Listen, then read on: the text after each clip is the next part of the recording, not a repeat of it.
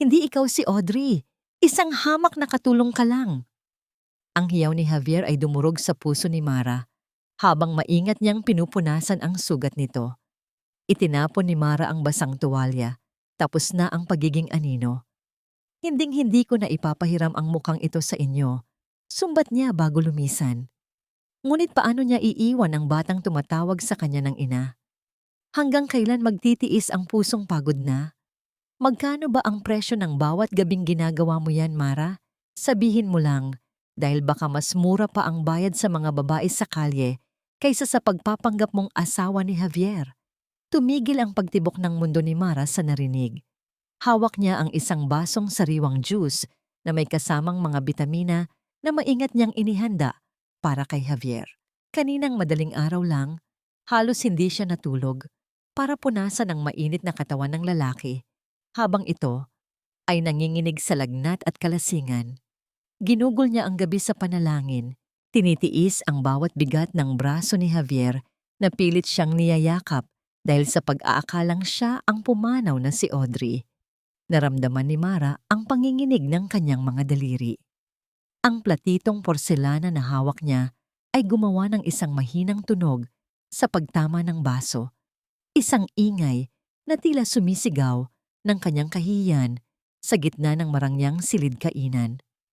Nanigas ang kanyang lalamunan at ang bawat laway na kanyang nilulunok ay tila may kasamang bubog na sumusugat sa kanyang kalooban.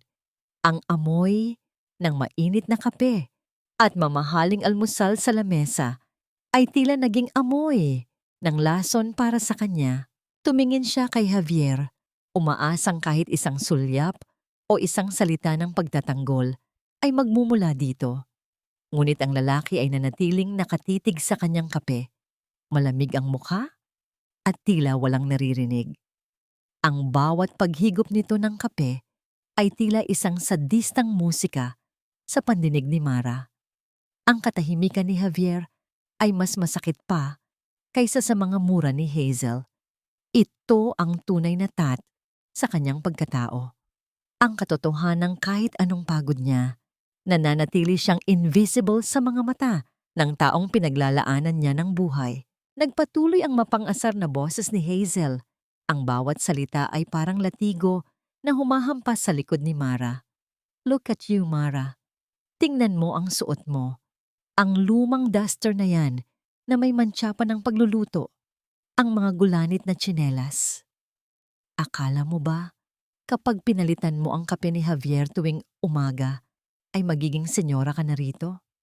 You are just a shadow, isang anino, na pilit sumisiksik sa liwanag na hindi para sa'yo. Inilapag ni Mara ang baso sa lamesa, dahan-dahan, tinitiis na huwag mabasag ang porselana sa sobrang panginginig. Inihanda ko lang po ang gamot ni Kuya Javier, Ate Hazel. Kagabi po kasi ay mataas ang lagnat niya. Halos hindi siya makahinga sa sobrang trangkaso. Mahinang sagot ni Mara. Ang boses ay parang isang kandilang malapit ng mamatay sa gitna ng bagyo. Isang malakas na tawa ang pinakawalan ni Hazel. Isang tunog na walang bahid ng saya, kundi puno ng pangungutya na nagpatahimik sa mga katulong na naglilinis sa malayo. Kuya, huwag mong tawaging kuya ang lalaking pinagnanasaan mo sa gabi. Alam nating lahat kung bakit ka narito. Utang na loob, Mara. Huwag mong kalimutan ang perang ginastos namin para sa operasyon ng namatay mong kapatid. Ang bawat sentimong yon ay dugo at pawis ng pamilya de Castro. Kaya kung kailangan mong maging basahan sa paanan ni Javier para makabayad, gawin mo ng maayos. Sa dulo ng mahabang mesa, sa wakas ay nag-angat ng tingin si Javier. Hindi ang init ng pasasalamat ang nakita ni Mara, kundi ang lamig ng isang estranghero na tila ngayon lang siya nakita. Hazel is right, maikli niyang sabi. Ang boses niya ay parang tunog ng pagsasara ng pintong bakal, mabigat at walang emosyon. Hindi mo kailangang maging masyadong maalaga, Mara. You are just here to look after Angel. Nothing more, nothing less. Stop trying to act like you belong at this table. Nakakaabala ang presensya mo rito. Ang bawat kataga ay tila isang mabilis na pag-agos ng malamig na tubig sa buong katawan ni Mara. Ang kanyang mga paa na nakatapak sa mamahaling marmol ng sahig ay tila nawalan ng pakiramdam. Ang lahat ng sakripisyo niya sa loob ng isang taon, ang pag-aalaga sa batang ulila, ang paglilinis ng bahay na ito na tila kuta ng mga kaaway, ang paglunok sa lahat ng panglalait, ay binaliwala sa isang iglap. Naalala niya ang bawat gabi na umiyak siya sa pagod, ngunit pinipiling bumangon dahil sa pag-ibig sa pamilyang ito. Biglang bumukas ang pinto at tumakbo papasok. Si Angel, ang batang 6 na taong gulang, na tanging dahilan kung bakit pa humihinga si Mara sa impyernong ito. Tita Mara, look, I drew a picture of us. Masayang sigaw ng bata. Ipinapakita ang isang papel na puno ng makukulay na guhit ng 2 babaeng magkahawak kamay. Ngunit bago pa mahawakan ni Mara ang papel, hinarang ito ni Hazel. Go to your room, Angel. Your tita is busy being a servant. She has floors to scrub and bathrooms to clean, mading sabi ni Hazel. Kinuha nito ang papel mula sa maliit na kamay ng bata at walang pakundangan itong nilamukos sa harap ni Mara bago itinapon sa basurahan. Ang tunay na galit ay nagsimulang mag-apoy sa dibdib ni Mara, hindi para sa kanyang sarili, kundi para sa batang walang malay na nakatitig sa basurahan. Ngunit bago siya makapagsalita, may dinukot si Hazel mula sa kanyang mamahaling Hermes na bag. Isang eksap ng pera, mga lumang barya, at lukot-lukot na papel na 20 at 50 pesos. Iyan, sabi ni Hazel, sabay hagis ng pera sa paanan ni Mara. Ang mga barya ay kumalat sa sahig, gumagawa ng tunog ng nagtatalbugang metal na tila mga tinik na tumatama sa puso ni Mara. Iyan ang bayad sa pagpapanggap mong asawa kagabi habang natutulog si Javier. Isang tip para sa serbisyo mong extraordinary. Kunin mo at siguraduhin mong malinis ang bawat sulok ng bahay na ito bago lumubog ang araw. Nakatingin lang si Mara sa perang nakakalat sa sahig, sa tabi ng kanyang mga lumang tsinelas. Ang kanyang dangal ay tila nakahandusay kasama ng mga baryang iyon. Dinudururaan ng yaman ng mga De Castro. Tumingin siyang muli kay Javier, umaasang makakakita ng kahit kaunting pagkahiya o awa sa mukha nito. Ngunit tumayo na ang lalaki, inayos ang kanyang suit, at lumakad palabas ng silid nang hindi man lang siya tinapunan ng tingin. Tila ba isa lamang siyang muebles na walang pakiramdam. Sa katahimikang naiwan, ang tanging naririnig na lamang ay ang mahinang hikbi ni Angel mula sa itaas ng hagdan at ang mabilis na tibok ng puso ni Mara na tila isang tambol na nagbabadya ng isang malaking digmaan sa kanyang loob. Ang bawat patak ng luha na pilit niyang pinipigilan ay nagsimulang mag-alab sa kanyang mga mata. Hanggang kailan ba dapat bayaran ng buhay ang isang utang na loob na hindi naman siya ang nanghiram? Kukunin ba niya ang pera para sa kinabukasan ng bata? O mananatili siyang nakatayo habang unti-unting pinapatay ng pamilyang ito ang kanyang huling bakas ng kaluluwa? Ang bawat piraso ng barya na nakahandusay sa malamig na marmol ay tila mga pako na ibinabaon sa palad ni Mara habang dahan-dahan siyang lumuluhod upang pulutin ang mga ito. Ang tunog ng pagtama ng metal sa sahig ay hindi na kailangan pang marinig upang maramdaman ang hapdi ng bawat pagtalbog nito sa kanyang dangal. Nararamdaman niya ang titig ni Hazel mula sa itaas, isang mapanghusgang tingin na tila tumitimbang kung gaano pa kababa ang kayang itagal ng kanyang sikmura. Ang lamig ng sahig ay gumagapang sa kanyang mga tuhod, ngunit mas malamig ang hangin sa loob ng mansyong ito na minsan niyang itinuring na tahanan para sa kanyang pangarap na maglingkod. Huwag mong kalimutan ang bawat sentimong yan, Mara, dahil bawat isa sa mga yan ay paalala na wala kang ibang pupuntahan. Ang boses ni Hazel ay tila isang malapot na lason na dahan-dahang pumapasok sa pandinig ni Mara. Huminto ang kamay ni Mara sa pag-abot sa ₱1 barya na gumulong sa ilalim ng mabigat na silya ni Javier.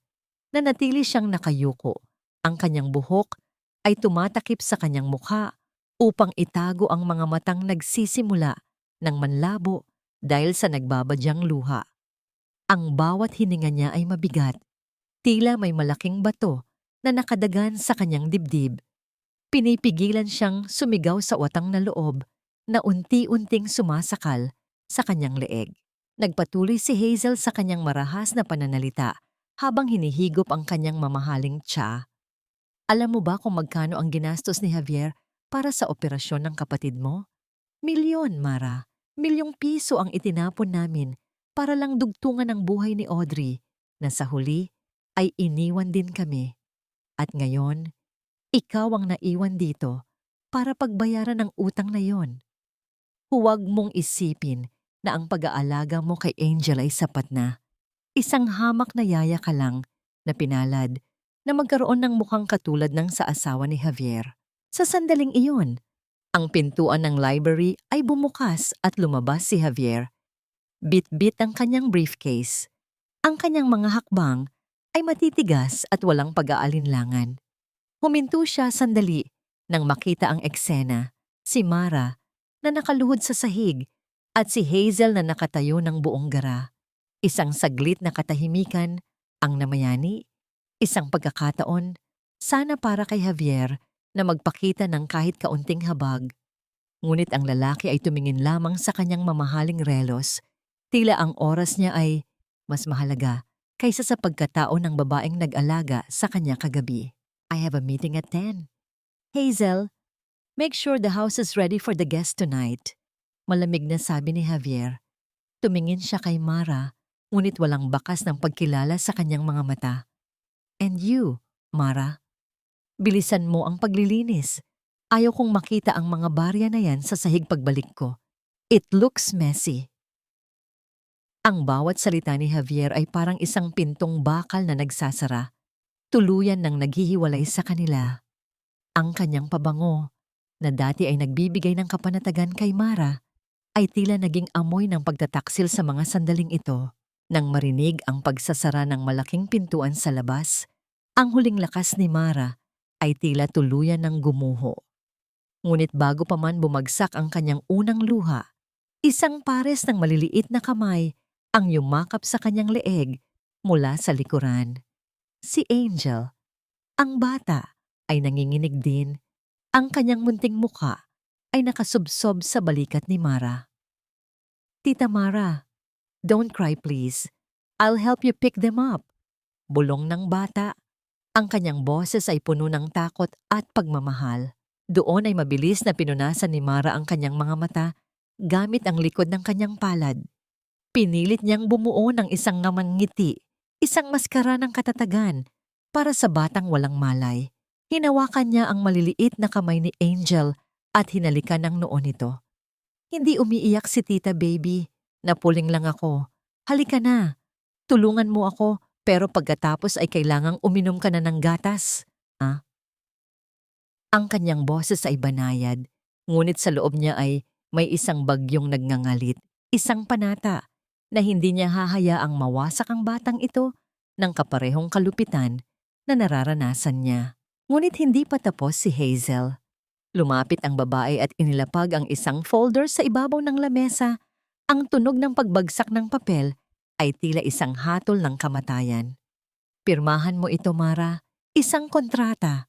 Mananatili ka rito bilang yaya ni Angel sa loob ng 5 taon nang walang sweldo. Ang lahat ng kikitain mo ay direktang mapupunta sa pagbabayad ng utang ng pamilya mo sa amin. Kapalit nito, sisiguraduhin naming makakapagtapos si Angel sa pinakamagandang paaralan. Nanginginig ang kamay ni Mara habang inaabot ang panulat.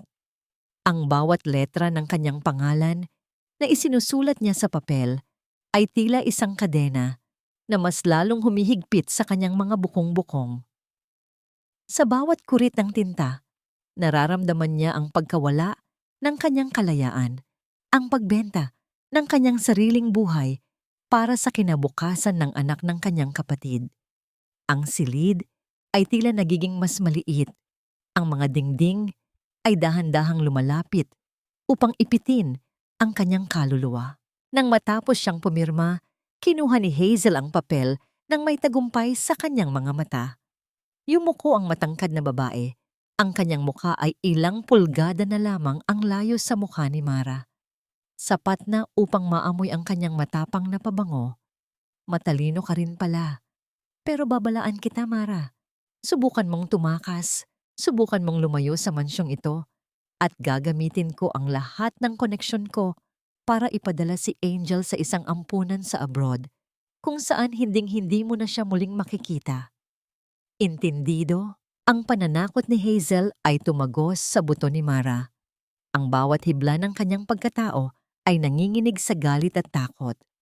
Ang katahimikan ni Mara ay naging tugon, isang pagsuko na puno ng pait. Habang pinapanood niyang lumalakad palayo si Hazel, nanatiling nakatayo si Mara. Sa gitna ng silid, yakap-yakap ang maliit na katawan ni Angel. Ang sikat ng araw na pumapasok sa bintana ay tila hindi na kayang magbigay ng init sa kanyang giniginaw na puso.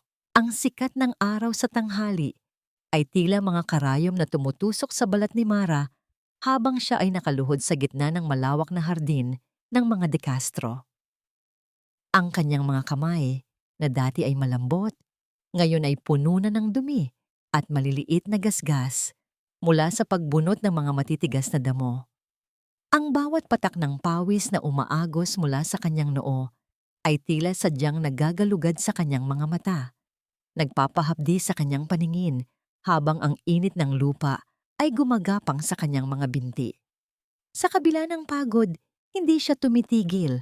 Ang bawat damo na kanyang binubunot ay tila simbolo ng mga problemang pilit niyang nilalabanan sa loob ng mansyong yon. Isang anino ang dahan-dahang lumapit at tumakip sa sikat ng araw na tumatama. Sa kanya, nagbigay ng pansamantalang lilim na naging sanhi ng pagtingala ni Mara. Doon ay nakita niya si Felix, ang matalik na kaibigan ni Javier, na nakatayo nang may kasamang matamis na ngiti at hawak ang isang baso ng malamig na tubig na may namumuong hamog sa labas ng baso.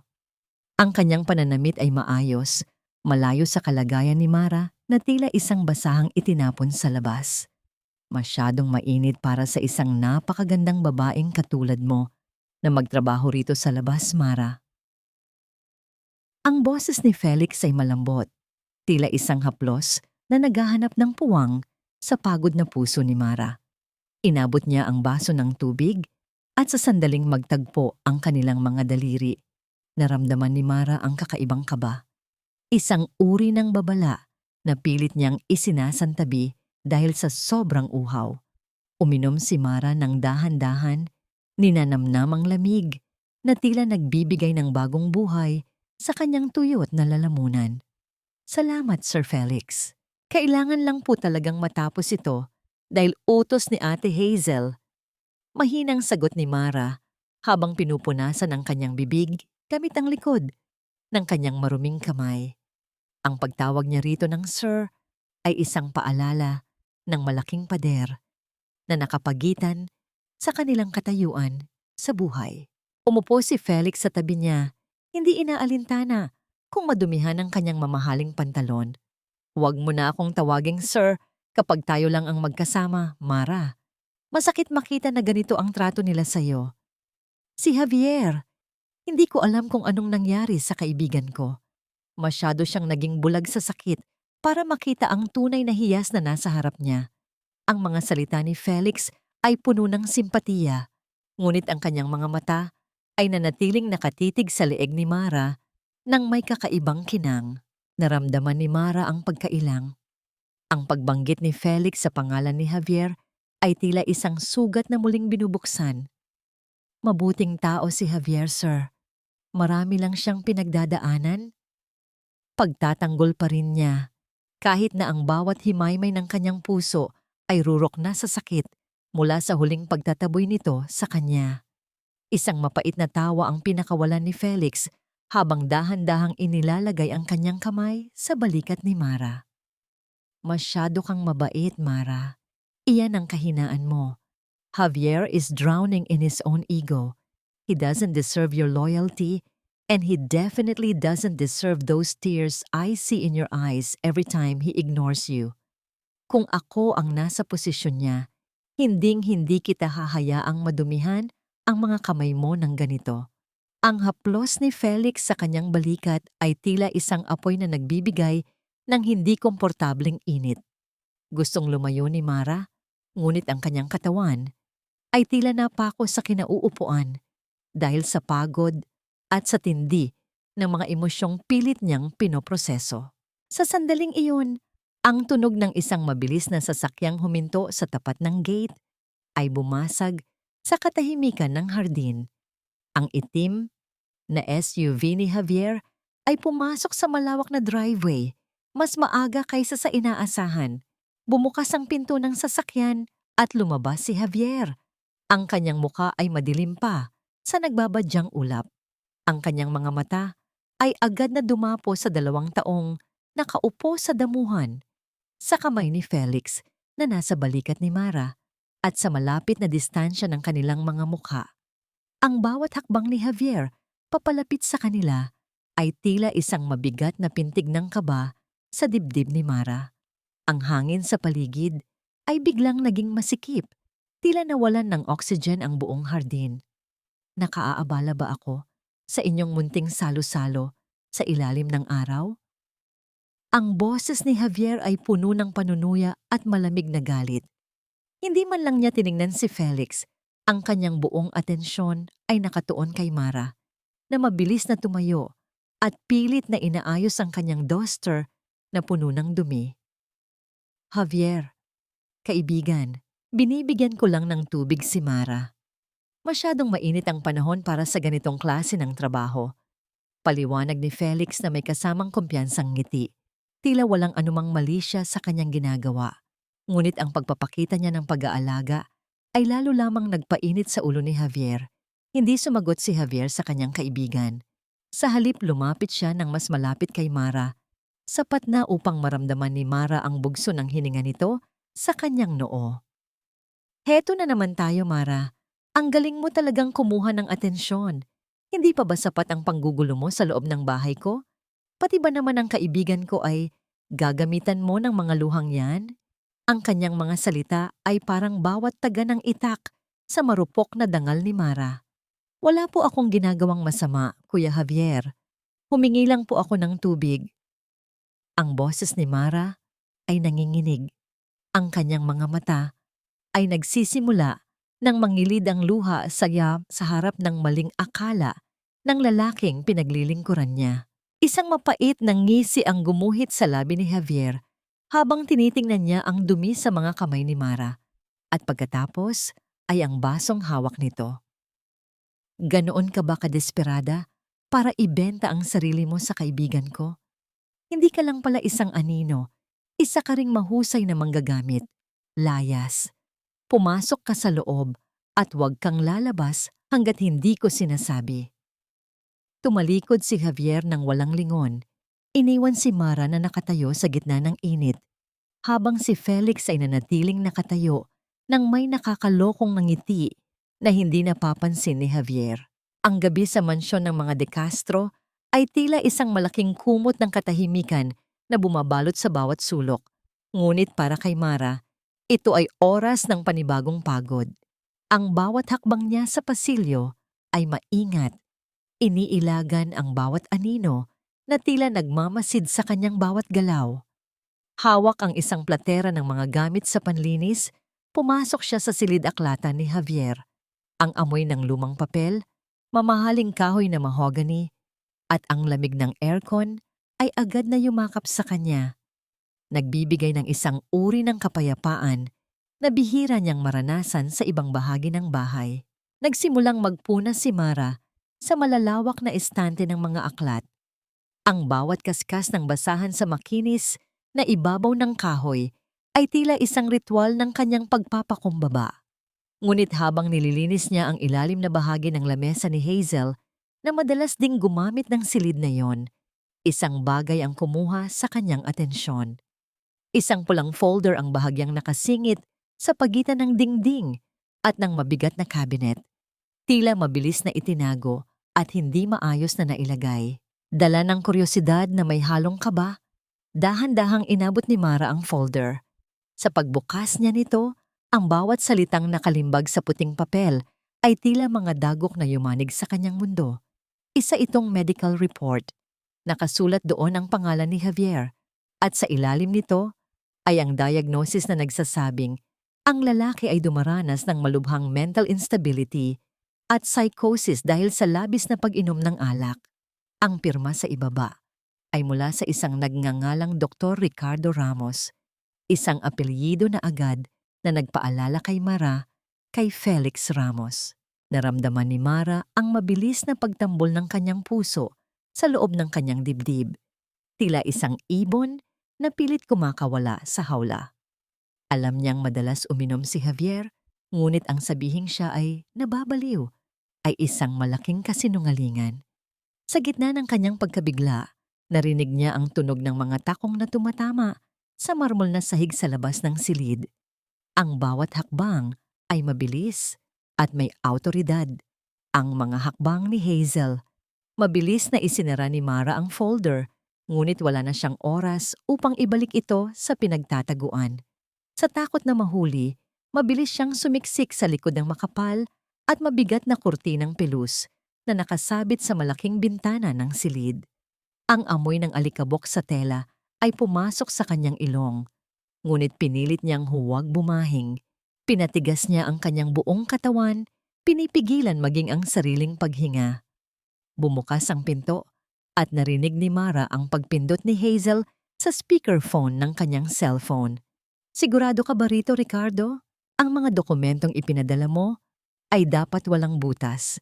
Kapag napatunayan nating hindi na kaya ni Javier na magdesisyon para sa sarili niya, ang korporasyon at ang lahat ng ari-arian ay mapupunta sa akin? Ang boses ni Hazel ay malamig, puno ng kasakiman na tila walang bahid ng pagmamahal sa sariling kapatid. Isang boses ng lalaki ang sumagot mula sa kabilang linya. Huwag kang mag-alala, Hazel. Felix is doing his part. Pinapainom niya si Javier ng mga gamot na magpapatindi sa pagiging paranoid nito tuwing gabi. Sa paningin ng lahat, unti-unti na talagang nawawala sa sarili ang kapatid mo. At ang batang si Angel, madali na lang siyang itapon sa ampunan kapag hawak mo na ang legal na pangangalaga. Ang bawat salita ni Hazel ay tila isang patak ng asido sa puso ni Mara. Ang kalupitang naririnig niya ay higit pa sa anumang sipa o sampal. Pinagtataksilan nila ang sarili nilang dugo at laman. Naramdaman ni Mara ang panginginig ng kanyang mga tuhod. Sa gitna ng katahimikan, ang tunog ng pag-ikot ng roller ng office chair ni Hazel ay tila isang napakalakas na ingay sa pandinig ni Mara. Nasaan na ba yung folder na yon? Iniwan ko lang dito sa tabi ng cabinet. Bulong ni Hazel sa sarili. Ang kanyang boses ay malapit na sa kinalalagyan ni Mara.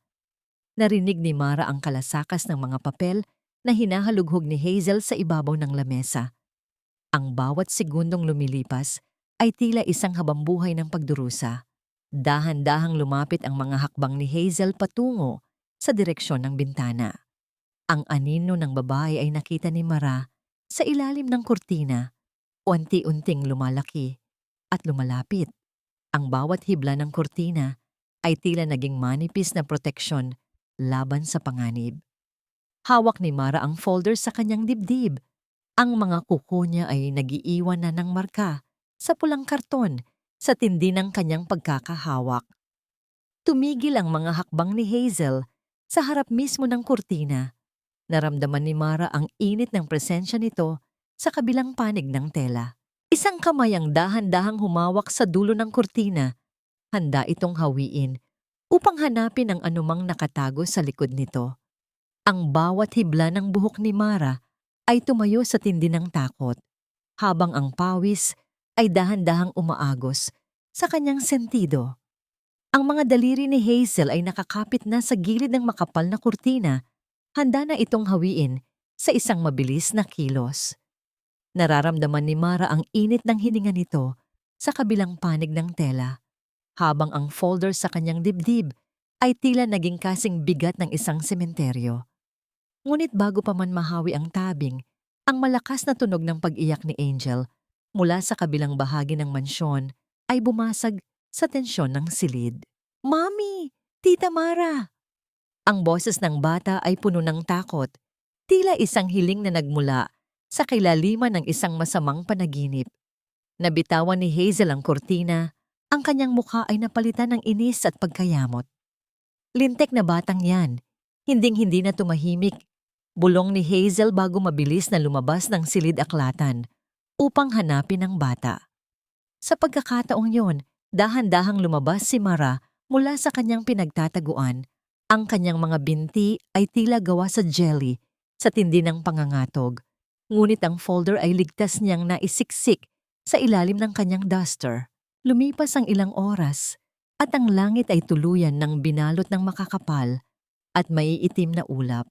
Ang hanging amihan ay naging marahas, tinatangay ang mga tuyong dahon at pinaghahampas ang mga sanga ng puno sa bintana. Nakatayo si Mara sa labas ng tarangkahan ng paaralan ni Angel. Ang kanyang manipis na payong ay tila walang silbi laban sa hagupit ng ulan. Ang tubig ay dahan-dahang pumapasok sa kanyang mga lumang sapatos at ang giniginaw niyang katawan ay nagsisimula ng manginig. Dapat ay narito na si Javier para sunduin ang bata gamit ang sasakyan, ngunit 2 oras na ang nakalilipas at wala pa ring bakas ng lalaking yon. Ang bawat magulang at sundo ay nakaalis na at ang paaralan ay unti-unti nang nilalamon ng dilim at baha. Ang kaba sa dibdib ni Mara ay mas matindi pa kaysa sa lamig ng panahon. Sa dulo ng isang madilim na pasilyo sa gilid ng gym, nakita niya ang isang maliit na figura na nakasubsob ang ulo sa kanyang mga tuhod. Si Angel. Ang bata ay basang-basa. Ang kanyang uniforme ay nakadikit na sa kanyang maliit na katawan at ang kanyang mga labi ay kulay ube na sa tindi ng ginaw. Mabilis na tumakbo si Mara at nilagpasan ang mga baha upang maabot ang bata. "Angel, Diyos ko baby, narito na si tita." Ang boses ni Mara ay nanginginig habang agad niyang hinubad ang kanyang sariling cardigan upang ibalot sa bata. Binuhat niya si Angel ng buong lakas, hindi pinansin ang sariling pagod at ang ulan na humahampas sa kanyang mukha. "Tita Mara, akala ko po, iniwan niyo na ako katulad ni Mommy." Ang mahinang bulong ni Angel ay tila isang kutsilyo na sumaksak sa puso ni Mara. Ang bawat hikbi ng bata ay nagpapasikip sa kanyang lalamunan. Bakit po wala si Daddy? Galit po ba siya sa akin kaya hindi niya ako sinundo? Hindi makasagot si Mara. Paano niya ipapaliwanag sa batang ito na ang kanyang ama ay kasalukuyang nakasubsob sa kanyang mesa sa opisina, nalulunod sa amoy ng alak at sa alaala ng isang babaeng wala na, habang ang buhay na alaala ni Audrey ay nanginginig sa takot sa gitna ng bagyo? Ang imahe ni Javier na mahimbing na natutulog sa piling ng kanyang bote ay lumitaw sa isip ni Mara, at ang pagmamahal na nararamdaman niya para sa lalaki ay dahan-dahang nahahaluan ng isang mapait na puot.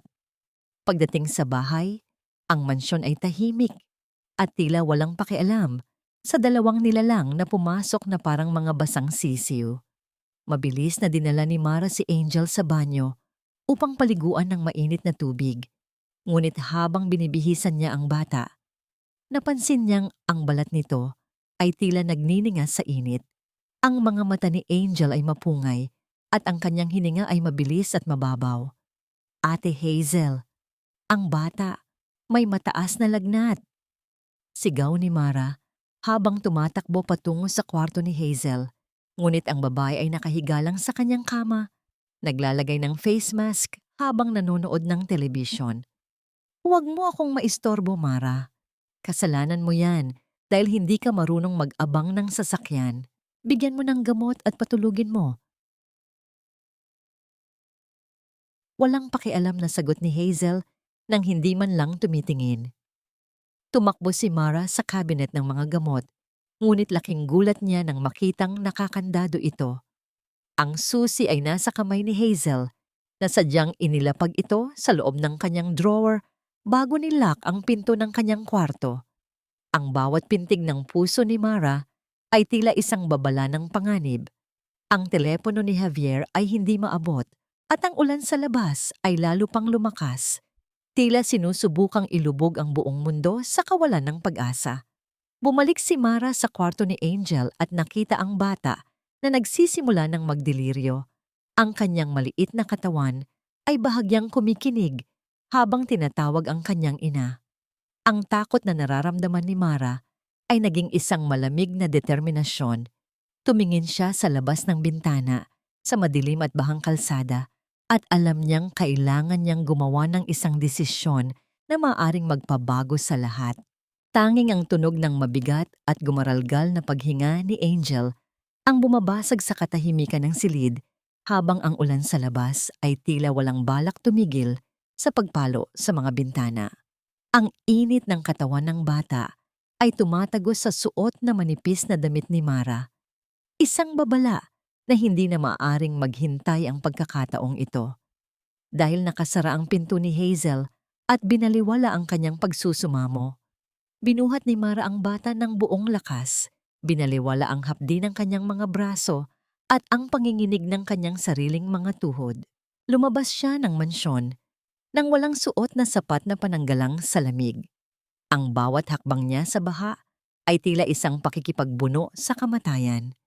Ang putik ay humihigop sa kanyang mga tsinelas hanggang sa maiwan ang mga ito, ngunit patuloy siyang naglakad ng nakayapak.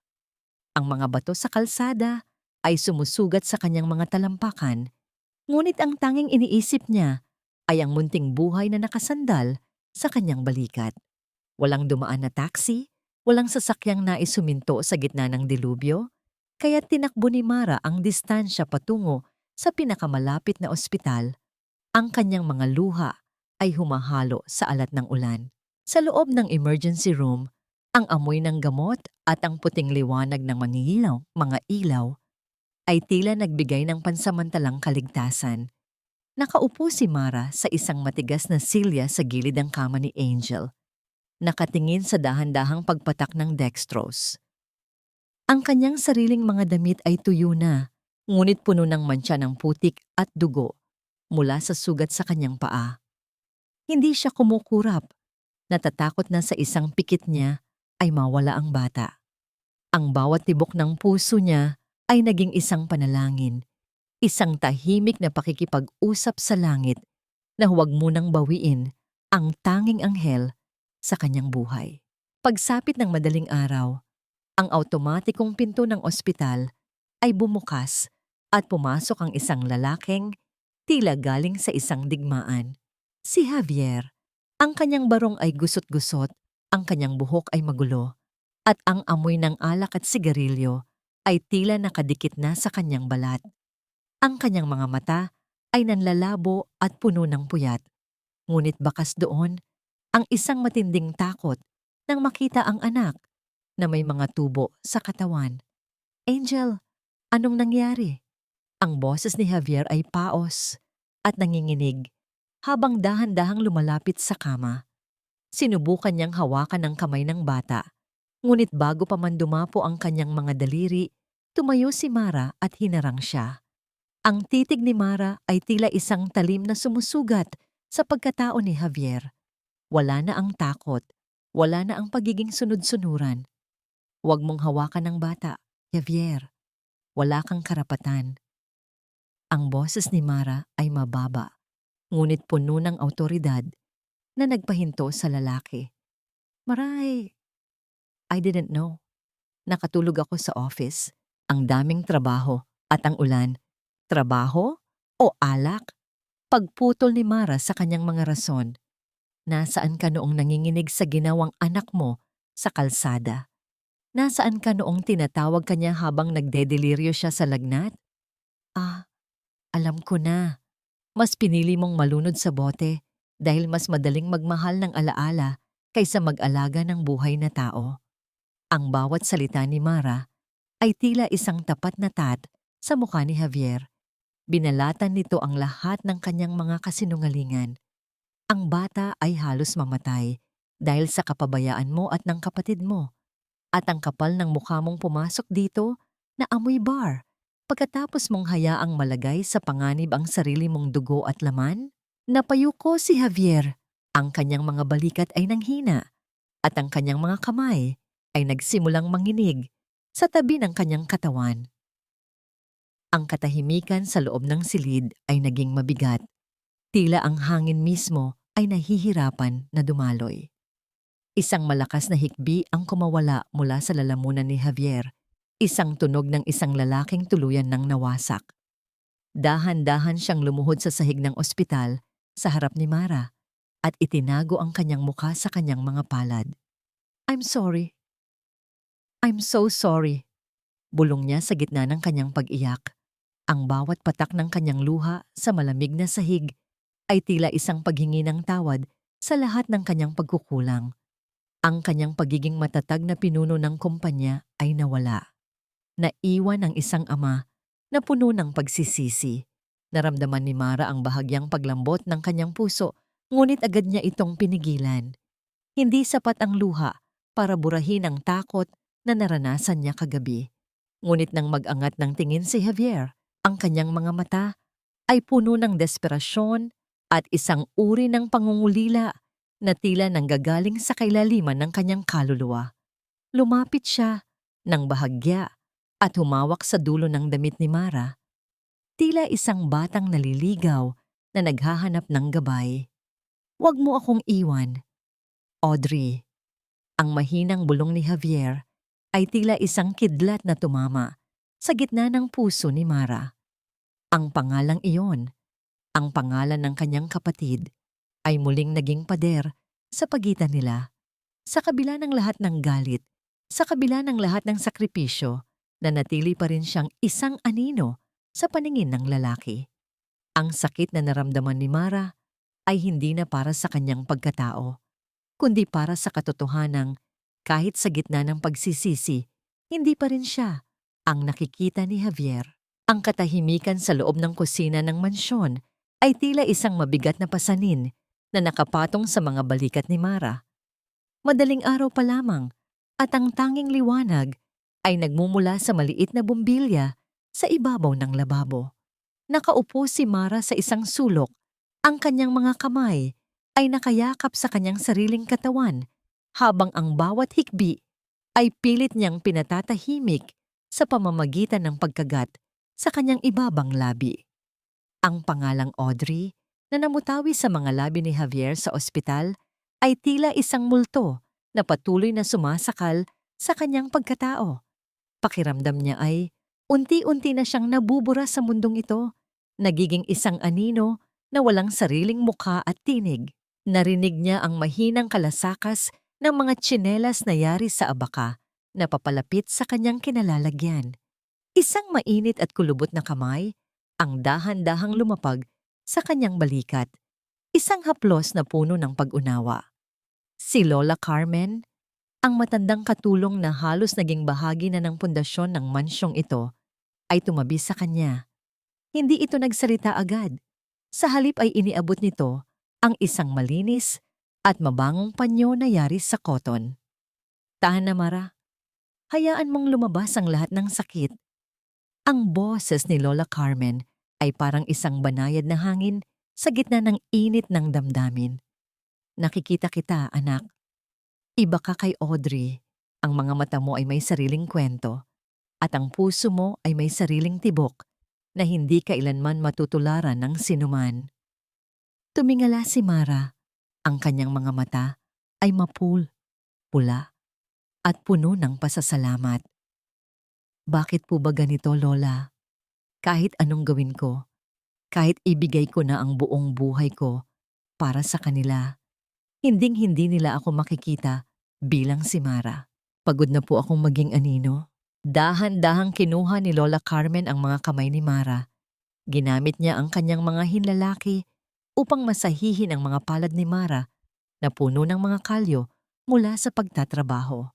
Ang init ng balat ng matanda ay tila nagbigay ng panibagong lakas sa mga ugat ni Mara. Hindi ka anino, Mara. Ang anino ay sumusunod lamang sa liwanag ng iba. Ngunit ikaw ang nagbibigay ng liwanag sa batang si Angel. Ikaw ang nagtatagpi ng pamilyang ito habang pilit nilang winawasak ang isa't isa.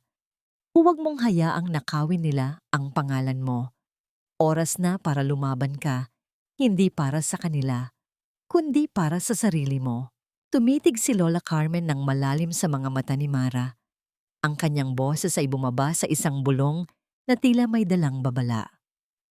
May mga lihim ang mansyong ito na nakabaon sa dilim. Noong maaksidente si Audrey, maraming bagay ang hindi tugma. Ang preno ng sasakyan, ang oras ng pag-alis. Tila may mga kamay na sadyang nag-ayos ng tadhana. Kung gusto mong lumaya, kailangan mong hanapin ang katotohanan. Ang mga salita ni Lola Carmen ay tila isang mitya na nagliyab sa loob ni Mara. Ang takot ay napalitan ng isang malamig at matalas na determinasyon. Pagkatapos ng kanilang pag-uusap, hinintay ni Mara na muling bumalot ang katahimikan sa buong bahay. Sa gitna ng hating gabi, dahan-dahan siyang lumabas ng kanyang silid. Ang kanyang mga paa ay pamilyar na sa bawat bahagi ng sahig na lumilikha ng tunog. Pumasok siya sa silid-aklatan ni Javier. Ang bawat hininga niya ay maingat at kontrolado. Gamit ang kanyang cellphone, dahan-dahan niyang binuksan ang mga folder na naiwan ni Hazel sa ibabaw ng lamesa. Ang bawat pahina na naglalaman ng mga ilegal na transaksyon at mga pekeng dokumento ay isa-isa niyang kinunan ng larawan. Ang liwanag mula sa screen ng kanyang telepono ay tila isang sandata sa gitna ng kadiliman. Nang marating niya ang huling bahagi ng dokumento, narinig niya ang tunog ng pag-ikot ng doorknob sa labas. Nanigas ang kanyang buong katawan. Ang bawat hakbang ng mga takong ni Hazel sa pasilyo ay tila isang pagbibilang ng kanyang nalalabing sandali ng kaligtasan. Mabilis na naghahanap si Mara ng mapagtataguan, ngunit sa kanyang pagmamadali, hindi sinasadyang nadagi ng kanyang siko ang isang plorera sa gilid ng mesa. Sa gitna ng kaba at pagmamadali na makuha ang huling mahalagang dokumento, hindi napansin ni Mara na ang setting ng kanyang cellphone camera ay nakabukas sa flash mode. Sa isang iglap, ang buong silid ay nagliwanag dahil sa biglaang pagsabog ng puting liwanag mula sa kanyang telepono, kasabay ng paghinto ng mga hakbang ni Hazel sa tapat mismo ng pintuan ng silid-aklatan. Ang bawat tibok ng puso ni Mara ay tila isang tambol na nagbabadyang sumabog sa loob ng kanyang dibdib habang ang puting liwanag ng flash ay unti-unting naglalaho sa kanyang paningin. Nanigas ang kanyang buong pagkatao, ang kanyang mga kamay ay nanginginig habang mahigpit na nakakapit sa kanyang cellphone. Naririnig niya ang pag-ikot ng doorknob, ang tunog ng pagpihit ng bakal na tila isang hatol ng kamatayan sa katahimikan ng gabi. Mabilis siyang gumapang patungo sa ilalim ng malaki at mabigat na lamesang mahogany ni Javier. Ipinagdarasal na ang dilim ay manatiling kanyang kakampi. Bumukas ang pinto at pumasok si Hazel. Ang bawat hakbang ng kanyang mga takong sa sahig ay tila isang mabagal na pagbibilang ng nalalabing sandali ni Mara. Naramdaman ni Mara ang presensya ng babae sa itaas niya, ang amoy ng mamahaling pabango nito na humahalo sa amoy ng alikabok sa ilalim ng lamesa. Sino ang narito? Ang boses ni Hazel ay matalas, puno ng hinala, habang nililibot nito ang paningin sa buong silid. Tumigil ang mga hakbang nito sa tapat mismo ng kinalalagyan ni Mara. Isang segundong tila habang buhay ang lumipas bago muling tumunog ang mga hakbang papalayo, kasabay ng pagpatay ng ilaw at ang marahas na pagsasara ng pinto. Kinaumagahan, ang palengke ay puno ng ingay ng mga taong nagtatawaran at ang amoy ng sariwang isda na humahalo sa usok ng mga sasakyan. Inutusan ni Mara ang sarili na maging mabilis. Kailangan niyang makabalik agad sa mansyon bago pa magising si Angel. Bit-bit ang dalawang mabigat na basket.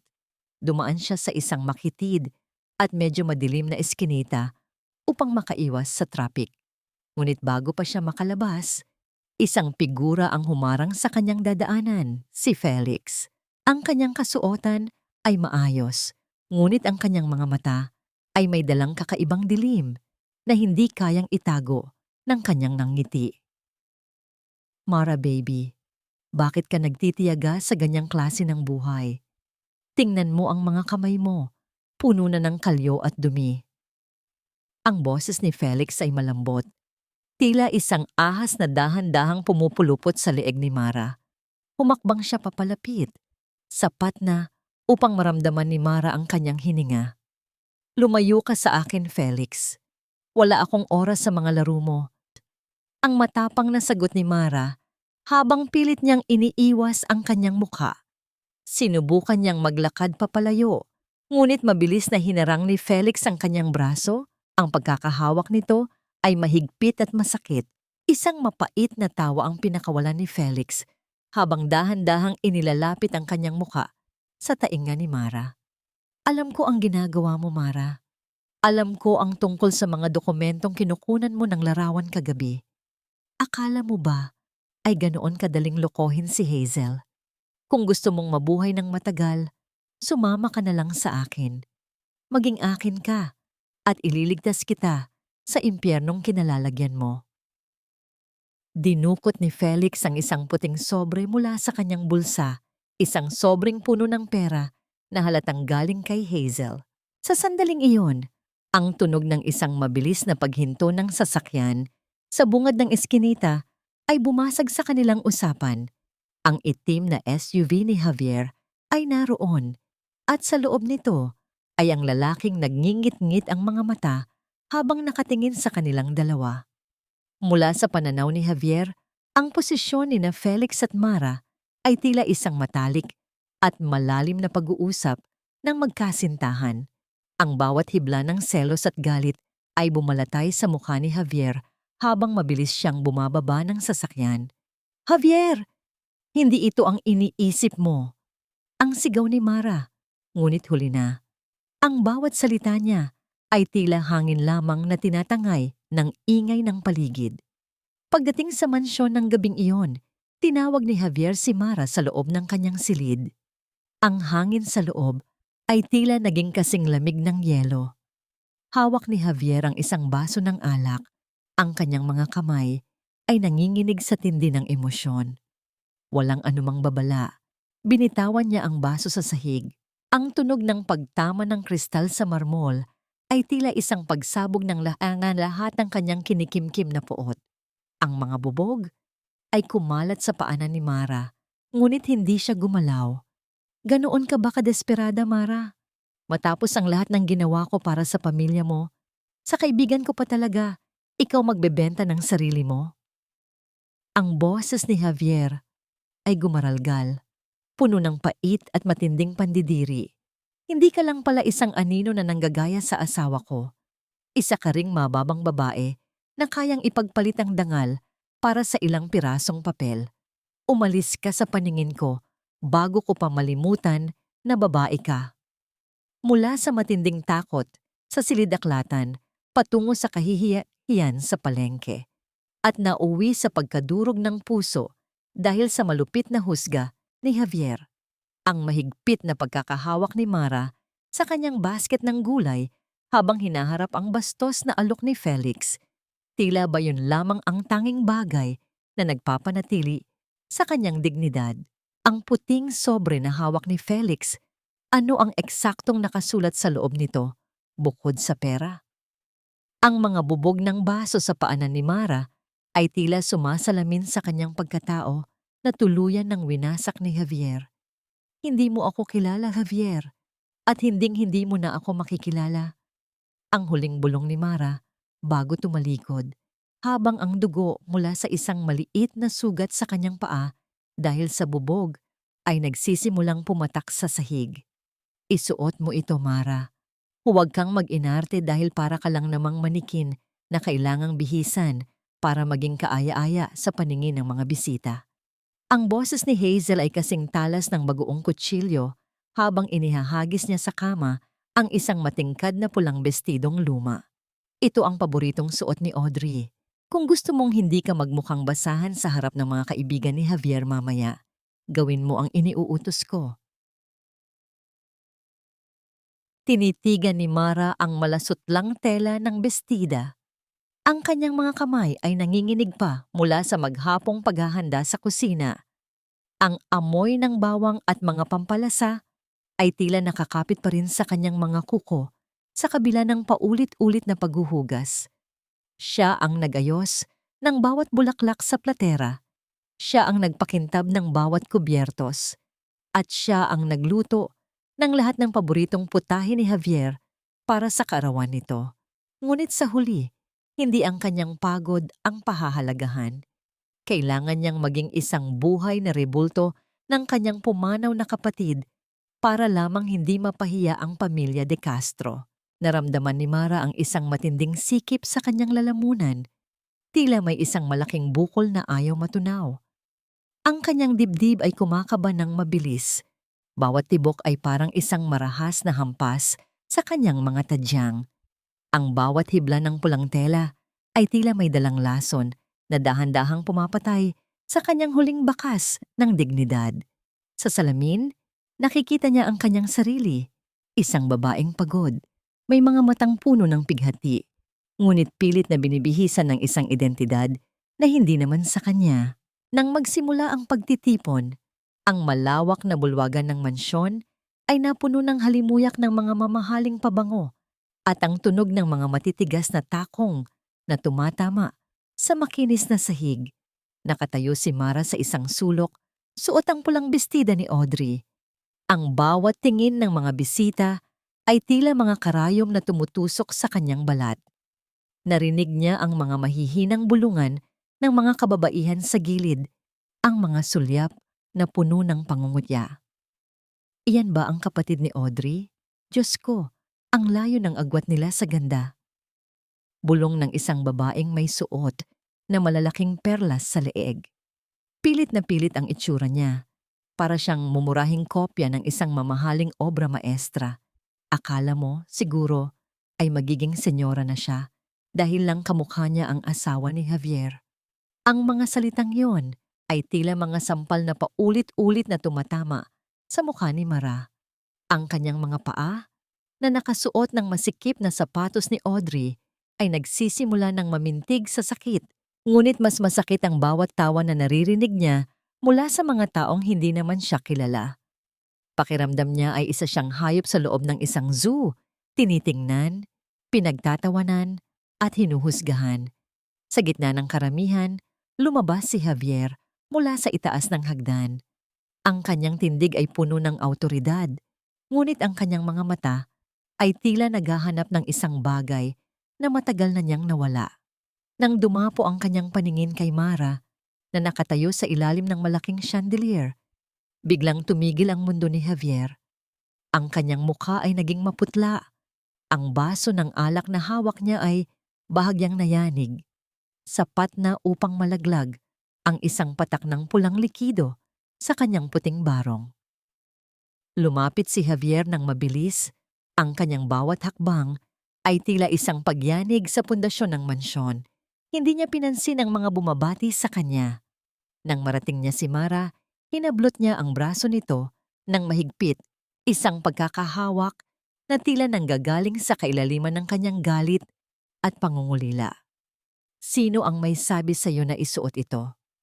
Ang boses ni Javier ay gumaralgal, tila isang kulog na nagbababadya ng malakas na ulan. Ang kapal ng mukha mong gamitin ang mga gamit niya. Akala mo ba ay magiging siya ka kapag isinuot mo ang kulay na ito? Isa ka lang hamak na yaya, Mara. Huwag mong dungisan ang alaala ng asawa ko. Hinila ni Javier si Mara patungo sa hagdan. Kinaladkad siya sa harap ng lahat ng mga bisita na ngayon ay tahimik na nanonood at nagbubulungan. Ang bawat hakbang ni Mara sa hagdanan ay puno ng kahihiyan. Ang kanyang mahabang bestida ay sumasayad sa mga baitang na tila isang duguang bakas ng kanyang nadurog na pagkatao. Sino nga ba ako sa bahay na ito?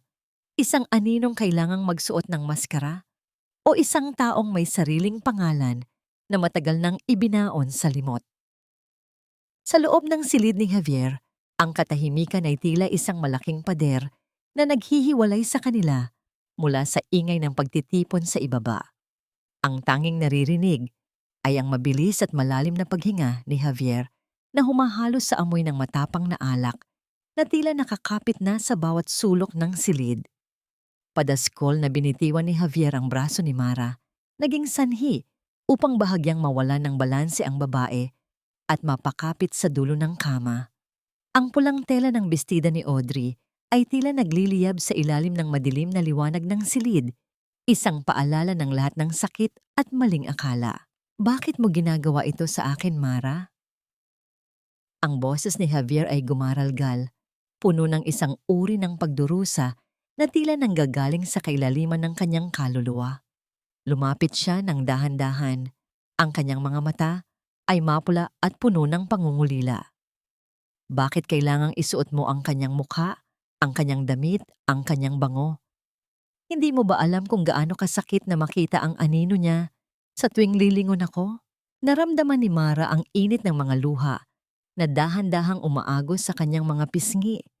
Bumabasa sa mamahaling makeup na pilit na inilagay ni Hazel sa kanyang mukha. Hindi ko ito ginusto, Javier. Pinilit ako ni Hazel. Pero ikaw, bakit hindi mo makita ang pagkakaiba? Bakit hindi mo makita na ako ang nag-alaga sa'yo sa tuwing nalulunod ka sa alak? Ako ang nananatili sa tabi mo habang siya ay wala na. Ang bawat salita ni Mara ay tila isang pagsabog ng lahat ng kinikimkim niyang hinanakit sa loob ng mahabang panahon. Biglang tumigil si Javier sa harap ni Mara. Ang kanyang mga kamay na nanginginig sa tindi ng emosyon ay dahan-dahang itinaas upang hawakan ang mukha ni Mara. Ang haplos ng kanyang mga palad ay mainit. Tila isang apoy na nagbibigay ng pansamantalang ginhawa sa giniginaw na puso ni Mara. Minsan, kapag nakatingin ako sa iyo, nakakalimutan ko kung sino ka talaga. Nakakalimutan ko na magkaiba kayo. Ang boses ni Javier ay bumaba sa isang bulong na puno ng pagnanasa at kalituhan. Dahan-dahan, inilapit ni Javier ang kanyang mukha sa mukha ni Mara. Sa sandaling magtagpo ang kanilang mga labi, naramdaman ni Mara ang isang matinding kilig na may halong pait. Ang nuhon ay puno ng kaokat, isang pagtatangkang punan, ang isang malaking puwang sa loob ng kanilang mga puso. Sa loob ng ilang segundo, naniwala si Mara na sa wakas, siya na ang nakikita ni Javier. Na sa wakas, ang pag-ibig na matagal na niyang itinatago ay nagkaroon ng tugon. Ang kanyang puso ay tumibok ng mabilis, tila isang ibon na lumilipad patungo sa kalayaan. Ngunit nang bahagyang lumayo si Javier, ang kanyang mga mata ay nanatiling nakapikit at ang kanyang mga labi ay bumuo ng isang pangalan na tila isang huling tat sa kaluluwa ni Mara. Audrey, salamat at bumalik ka. Huwag mo na akong iiwan muli. Ang bawat kataga ay tila isang kidlat na tumama sa puso ni Mara. Winawasak ang bawat pangarap na binuo niya sa loob ng ilang segundong iyon. Ang lahat ng init ay biglang naglaho, napalitan ng isang malamig at matalas na katotohanan. Hindi siya ang hinalikan ni Javier, hindi siya ang minamahal nito, siya pa rin ang anino. Isang kasangkapan lamang upang pagaanin ang sakit ng nakaraan. Gamit ang lahat ng kanyang lakas, itinulak ni Mara si Javier papalayo. Ang kanyang mga kamay ay nanginginig sa matinding galit at pagkadismaya. Hindi ako si Audrey. Hinding-hindi ako magiging siya. Ang hiyaw ni Mara ay umalingaw-ngaw sa buong silid. Sa harap ni Javier, hinawakan ni Mara ang zipper sa likod ng pulang bestida at pilit itong ibinaba hanggang sa mahulog ang tela sa kanyang paanan. Nanatili siyang nakatayo. Suot lamang ang kanyang simpleng saplot sa loob. Ang kanyang katawan ay nanginginig sa lamig, ngunit ang kanyang mga mata ay nagliliyab sa determinasyon. Tapos na ang pagpapanggap na ito, Javier. Tapos na ang pagiging anino ko sa pamilyang ito. Ang boses ni Mara ay naging matigas. At walang bahid ng pag-aalinlangan, lumakad siya patungo sa maliit na bag na itinago niya sa ilalim ng kama kanina, kung saan naroon ang folder ng mga ebidensya laban kay Hazel at ang kanyang sariling mga lumang gamit.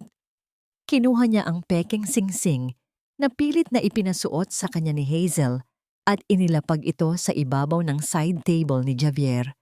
Ang tunog ng pagtama ng metal sa kahoy ay tila isang tuldok sa kanilang kwento. Binabawi ko na ang pangalan ko. Binabawi ko na ang buhay ko. Hindi na hinintay ni Mara ang anumang sagot mula kay Javier, na nanatiling nakatitig sa pulang bestida sa sahig nang may hitsura ng isang lalaking tuluyan nang nawala sa sarili. Mabilis na lumabas si Mara ng silid, nilampasan ang mga bisita sa ibaba, na hindi man lamang siya napapansin sa kanyang mabilis na pag-alis. Lumabas siya ng mansyon patungo sa madilim na gabi, kung saan ang ulan ay nagsisimula na namang pumatak.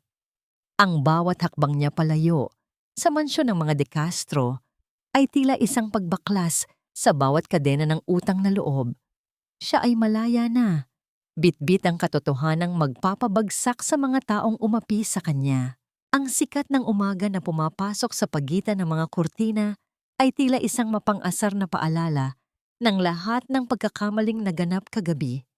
Nagising si Javier na may mabigat na pakiramdam sa kanyang ulo. Ang bawat pintig ng kanyang sentido ay tila isang marahas na pagtuktok ng katotohanan. Pagmulat ng kanyang mga mata, ang unang tumambad sa kanya ay ang pulang bestida ni Audrey na nakahandusay pa rin sa sahig, tila isang duguang bakas ng isang digmaang hindi niya napanalunan. Iniabot niya ang kanyang kamay sa kabilang bahagi ng kama. Umaasang mararamdaman ang init ng isang katawan, ngunit tanging ang malamig na sapin ng kama ang sumalubong sa kanya. Bumangon siya ng hirap, ang bawat galaw niya ay tila binibigwasan ng matinding pagsisisi. Doon, sa ibabaw ng side table, nakita niya ang pekeng singsing na inilapag ni Mara. Ang makinang nabato nito ay tila tumititig sa kanya nang may pangungutya. Sa tabi nito ay wala nang bakas ng anumang gamit ni Mara. Wala na ang kanyang baso ng tubig, wala na ang amoy ng kanyang murang pabango, at wala na ang kanyang presensya na dati ay tila hangin lamang para sa kanya.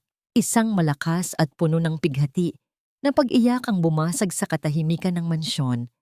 Ang tinig ni Angel ay nagmumula sa kabilang silid. Isang tunog ng paghahanap na tila hindi na matitigil. Mabilis na tumayo si Javier at tinungo ang silid ng bata. Nakita niya ang kanyang anak na nakaupo sa gitna ng kama. Ang mga mata ay namumugto at ang maliit na katawan ay nanginginig sa bawat hikbi. "Daddy, nasaan si Tita Mara? Bakit wala siya sa kusina? Bakit hindi niya ako ginising?" Ang bawat tanong ni Angel ay tila mga palaso na tumatama sa dibdib ni Javier. Hindi siya makasagot. Paano niya sasabihin sa bata na ang tanging taong nagbigay ng kulay sa kanilang buhay ay tuluyan na niyang itinaboy dahil sa sarili niyang kabulagan? Bumaba si Javier sa kusina, umaasang makikita ang pamilyar na anino na nagluluto, ngunit ang buong paligid ay malinis at malamig. Wala ang amoy ng sinangag, wala ang tunog ng pag-iinit ng kape. Doon sa gitna ng lamesa, nakatayo si Lola Carmen. Ang kanyang mukha ay kasing tigas ng bato habang pinapanood si Javier. "Wala na siya, Javier! At wag mo nang hanapin ang hindi mo naman pinahalagahan." Ang boses ni Lola Carmen ay malamig, puno ng isang uri ng galit na ngayon lamang narinig ni Javier. Ang lahat ng sakripisyo ng batang iyon, ang bawat gabing hindi niya ipinikit ang kanyang mga mata, para lang masiguro na humihinga ka pa matapos mong malunod sa alak. Lahat ng yon ay itinapon mo dahil lang sa isang pangalan na hindi na dapat binabanggit. "Lola, hindi ko sinasadya." Ang pagtatangka ni Javier na magpaliwanag ay agad na pinutol ng matanda. "Hindi mo siya nakita, Javier. Hanggang sa huling sandali, hindi mo siya tinignan bilang si Mara. Tinignan mo siya bilang isang gamot sa sakit mo, bilang isang kapalit. Ngayong wala na siya, tignan natin kung paano mo bubuuin ang pamilyang ito ng mag-isa. Sabi ni Lola Carmen, bago tinalikuran ng lalaki ng may matinding pagkasuklam. Sa gitna ng tensyong yon, ang tunog ng doorbell ay umalingaw-ngaw sa buong mansyon.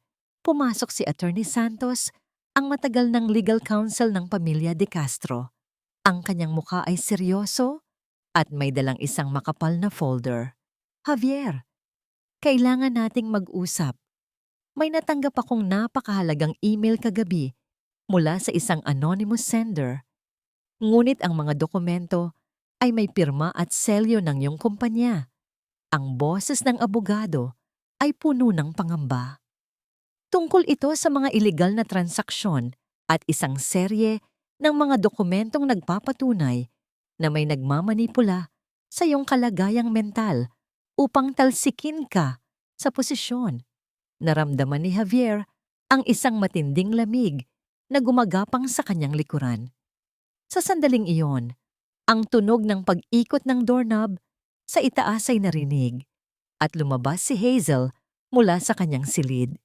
May suot siyang marangyang silk robe, ang kanyang mukha ay puno ng kumpiyansa at isang ngangiting tila nanalo sa isang malaking pustahan.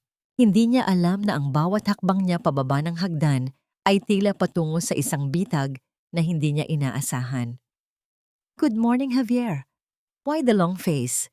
At Attorney Santos, anong ginagawa mo rito ng ganito kaaga? Ang boses ni Hazel ay tila isang matamis na kanta. Ngunit sa pandinig ni Javier, ito ay tunog ng isang ahas na naghahanda ng manuklaw. Tumingin si Javier sa kanyang kapatid.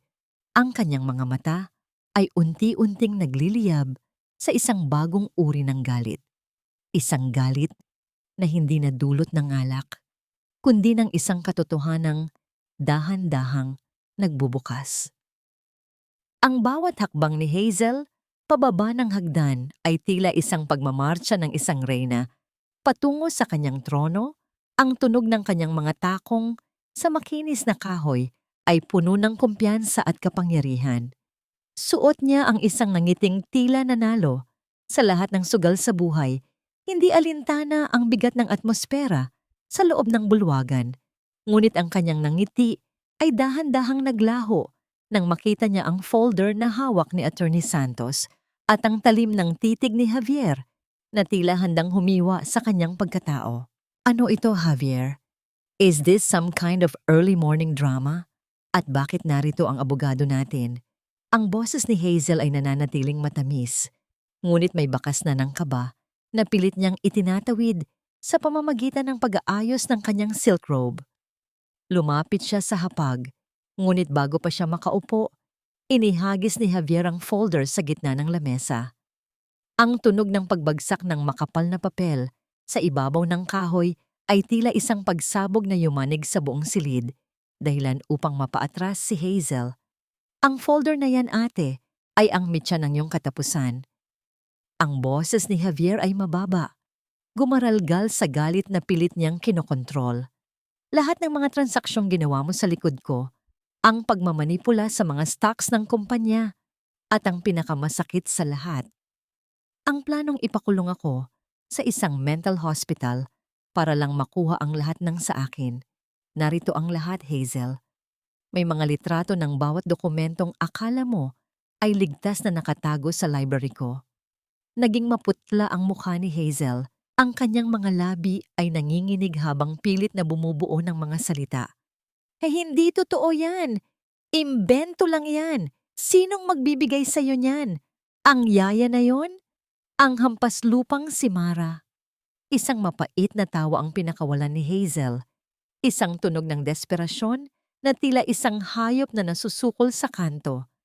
Naniwala ka naman sa isang katulong na walang ibang ginawa kundi akitin ka. Hindi sumagot si Javier.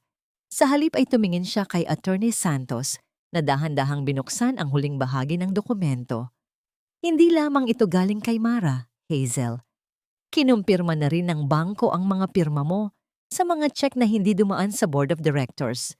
At ang doktor na binayaran mo, nakikipagtulungan na siya sa amin ngayon kapalit ng hindi pagsampa ng kaso laban sa kanya. Sa sandaling iyon, ang tunog ng ilang sasakyan na huminto sa labas ng mansyon ay narinig. Ang mga yabag ng matitigas na sapatos ng mga pulis sa driveway ay tila isang hatol na papalapit. Pumasok ang 3 opisyal sa bulwagan, bit-bit ang isang warrant of arrest. Ang malamig na bakal ng posas na inilabas ng isa sa mga pulis ay nagdulot ng isang matinding takot sa mga mata ni Hazel. No, hindi niyo pwedeng gawin ito sa akin. Javier, kapatid mo ako. I did this for the family, para hindi mapunta ang yaman natin sa mga taong katulad ni Mara. Ang hiyaw ni Hazel ay umalingaw-ngaw sa buong mansyon habang pilit siyang kumakawala sa hawak ng mga pulis.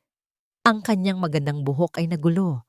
Ang kanyang marangyang robe ay nasabit sa dulo ng upuan. At ang kanyang dignidad ay tuluyan ng nadurog sa harap ng mga katulong na dati ay pinagmamalupitan niya. Nang mailabas na si Hazel, ang katahimikan na naiwan sa mansyon ay mas mabigat pa kaysa noong naroon siya. Tumayo si Javier sa gitna ng malawak na sala, nakatingin sa kawalan. Ang bawat sulok ng bahay na ito ay tila sumisigaw ng pangalan ni Mara. Ang bawat malinis na platera, ang bawat maayos na kurtina, ang bawat detalye ng kaayusan ay bunga ng mga kamay na kanyang minaliit. Siya ang nagligtas sa pamilyang pilit mong winasak, Hazel. Bulong ni Javier sa hangin, kahit wala na ang kanyang kapatid. Ang tagumpay na nakuha niya laban sa kataksilan ay tila walang saysay dahil ang taong tunay na nagligtas sa kanya ay wala na sa kanyang tabi. Umakyat si Javier sa kwarto ni Angel at nakita ang bata na nakadungaw sa bintana. Tinitingnan ang papalayong sasakyan ng pulis. Lumingon ang bata sa kanya. Ang mga mata ay puno ng lungkot. Daddy, mapapahamak ba si Tita Mara dahil dito? Kaya ba siya umalis? Ang tanong ng bata ay tila isang kutsilyo na humiwa sa puso ni Javier. Hindi, baby. Si Tita Mara ang bayani natin at gagawin ni Daddy ang lahat para mahanap siya. Pangako, sabi ni Javier habang niyayakap ang kanyang anak. Sa unang pagkakataon, sa loob ng mahabang panahon, hindi amoy alak si Javier. Ang amoy ng kanyang pagsisisi ay humalo sa amoy ng buhok ng kanyang anak. Habang sa labas, ang ulan ay dahan-dahang tumitigil, nagbibigay daan sa isang malamig na pag-asa. Isang buwan ang lumipas at si Javier ay tila naging ibang tao. Ang bote ng alak ay napalitan ng mga papeles ng kumpanya at ang kanyang libreng oras ay inilalaan niya sa paghahanap sa bawat sulok ng probinsya. Isang gabi, habang tinitingnan ang mga lumang records sa binakal ng mansyon, nakita niya ang isang resibo ng padala mula sa bansa patungo sa isang maliit na bayan sa malayo. Isang pangalan ang nakasulat doon, isang pangalang hindi niya kailanman nakalimutan. Ang simoy ng hangin sa maliit na bayan ng San Isidro ay may dalang amoy ng basang lupa, sariwang dahon, at ang matamis na halimuyak ng mga bulaklak ng kape na namumukadkad sa paligid. Malayo ito sa mausok at maingay na lungsod kung saan iniwan ni Mara ang lahat ng kanyang pasakit. Sa loob ng isang maliit, ngunit malinis na bahay na yari sa kawayan at kahoy, ang tunog ng pag-ikot ng gulong ng makina ay nagbibigay ng isang payapang ritmo sa umaga. Ang bawat pagtapak ni Mara sa pedal ay tila isang hakbang patungo sa kanyang ganap na paglaya. Nakatutok ang paningin ni Mara sa telang kulay asul na kanyang tinatahi. Ang kanyang mga kamay ay mabilis at bihasa. Tila sumasayaw sa ilalim ng karayom na walang tigil sa pagtusok at pagbuo ng mga tahi. Wala na ang dumi at kalyo ng pagiging alila. Ang kanyang mga kuko ay malinis na ngayon at sa kanyang buhok ay may nakasukbit na isang maputing bulaklak ng kape na pinitas niya mula sa bakuran. May isang simpleng ngiti sa kanyang mga labi. Isang ngiti na hindi napilit, kundi bunga ng katahimikang matagal na niyang ipinagdamot sa kanyang sarili. Mara, may naghahanap sa'yo sa labas. Isang estranghero na tila malayo ang pinanggalingan. Ang tawag ni Aling Nena, ang mabait na kapitbahay na tumulong sa kanya na makapagsimula ng maliit na negosyo ng pananahi. Huminto ang pag-ikot ng makina. Ang biglaang katahimikan ay nagdulot ng isang kakaibang kaba sa dibdib ni Mara. Dahan-dahan siyang tumayo, inayos ang kanyang simpleng palda at lumabas patungo sa harap ng kanyang tiyanggian. Doon, sa gitna ng maputik na daan na binabagtas ng mga magsasaka, nakita niya ang isang lalaking tila hindi kabilang sa mundong iyon. Si Javier! Ang kanyang mamahaling sapatos ay puno na ng putik. Ang kanyang puting polo ay may mga mantsa ng pawis at ang kanyang mukha ay halatang pagod. Mula sa mahabang paglalakbay, nakatayo siya sa tapat ng tiyangian. Ang kanyang mga mata ay nanlalaki sa pagkagulat at sa isang matinding emosyon na tila pagsisisi at kagalakan na magkahalo. Tumingin si Javier sa buong paligid, sa maliit na karatula na may nakasulat na Mara's Dress Shop, sa bulaklak sa buhok ni Mara, at sa kislap ng mga mata nito na wala ng bakas ng pagiging anino. Hindi na siya ang Mara na nakayuko at laging humihingi ng paumanhin. Ang babaeng nasa harap ni Javier ay isang reyna ng sarili niyang maliit na kaharian. Nakatayo ng matuwid at may dignidad na tila hindi kailanman nagalusan ng mapait na nakaraan. Sa tabi ni Javier, bumaba mula sa sasakyan si Angel. Ang bata ay agad na tumakbo patungo sa kinalalagyan ni Mara. Ang kanyang mga munting hakbang sa damuhan ay puno ng pananabik. "Tita Mara, nahanap ka po namin." Ang masayang sigaw ng bata ay tila isang musika na nagpabaling sa atensyon ng mga kapitbahay. Naramdaman ni Mara ang panghihina ng kanyang mga tuhod, ngunit pinilit niyang maging matatag. Ang bawat alaala ng sipa, sampal ng salita, at ang pangalang Audrey na namutawi sa mga labi ni Javier ay biglang naglaro sa kanyang isipan. Ang sakit na akala niya ay baon na sa limot ay muling nagparamdam ng hapdi. Lumapit si Javier. Ang bawat hakbang niya ay maingat. Tila natatakot na sa isang maling galaw ay maglaho ang babaeng nasa harap niya. Huminto siya ilang dangkal ang layo kay Mara. Ang kanyang boses ay nanginginig nang tawagin niya ang pangalan nito. "Mara, sa wakas, nahanap din kita. Patawarin mo ako kung ngayon lang ako dumating." Ang boses ni Javier ay paos, puno ng pagsisisi na tila isang pasaning matagal na niyang daladala. Tumingin si Mara nang diretso sa mga mata ni Javier. Wala itong bakas ng galit, kundi isang malamig at patag na emosyon na mas masakit pa kaysa sa puot. Dahan-dahang lumayo si Mara ng bahagya, sapat na upang maramdaman ni Javier ang pader na itinayo nito sa pagitan nila. "Sino po sila? At bakit niyo po ako kilala?" Ang boses ni Mara ay malinaw at matatag. Tila isang estranghero na nakikipag-usap sa isang taong ngayon lamang nakita. "Pasensya na po, pero wala akong kilalang Javier. Baka po nagkakamali kayo ng pinuntahan." Napatigil si Javier. Ang kanyang puso ay tila tumigil sa pagtibok sa tindi ng sakit ng pagkakatanggi. Ang nagniningning na pag-asa sa kanyang mga mata ay dahan-dahang napalitan ng isang madilim na takot. Ang bawat pagsisisi na baon niya mula sa lungsod ay tila walang saysay sa harap ng babaeng pinili na siyang kalimutan. Sa kabila ng matinding pagtataboy ni Mara, hindi natinag si Javier. Nanatili siya sa bayan ng San Isidro, umuupa sa isang maliit na silid sa tapat ng bahay tuluyan, kung saan bawat gabi ay pinagmamasdan niya ang liwanag ng ilawan sa bintana ni Mara. Ang dating makapangyarihang negosyante na sanay sa marangyang buhay ay ngayon ay nakikihalubilo sa mga magsasaka. Ang kanyang mga kamay na dati ay puro pluma lamang, ang hawak ay ngayon ay unti-unti nang nagkakaroon ng gasgas mula sa pagsubok na makuha muli ang loob ng babaeng kanyang sinaktan.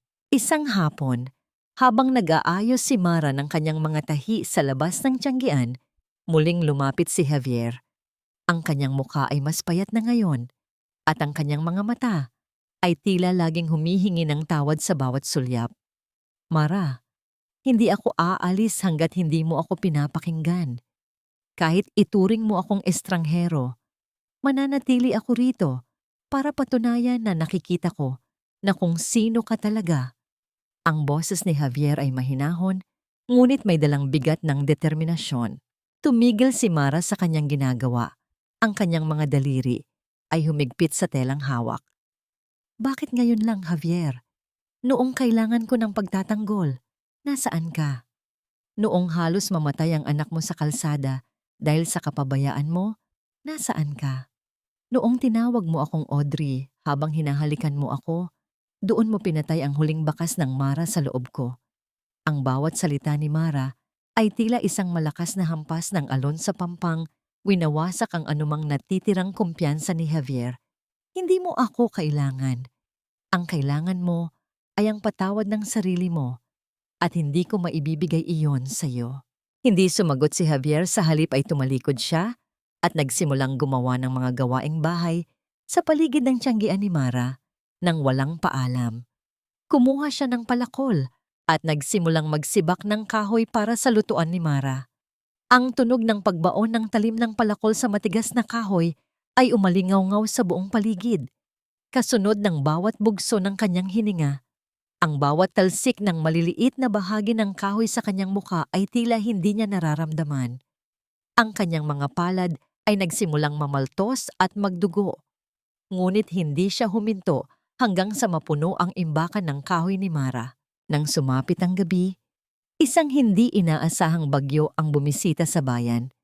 Ang hangin ay naging marahas, pinaghahampas ang mga puno at ang mga bubong na yari sa nipa at yero.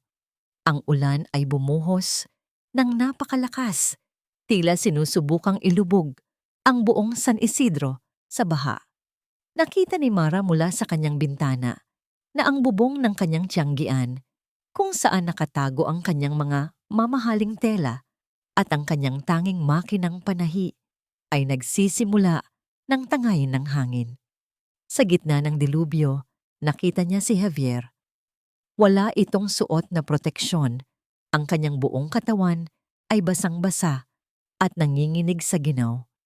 Gamit ang kanyang sariling katawan, pilit na hinahawakan ni Javier ang mga haligi ng tiyanggian upang hindi ito gumuho. Ang bawat hampas ng hangin ay tila gustong itumba ang lalaki. Ngunit nanatili siyang nakatindig. Ang kanyang mga paa ay bumaon na sa putikan.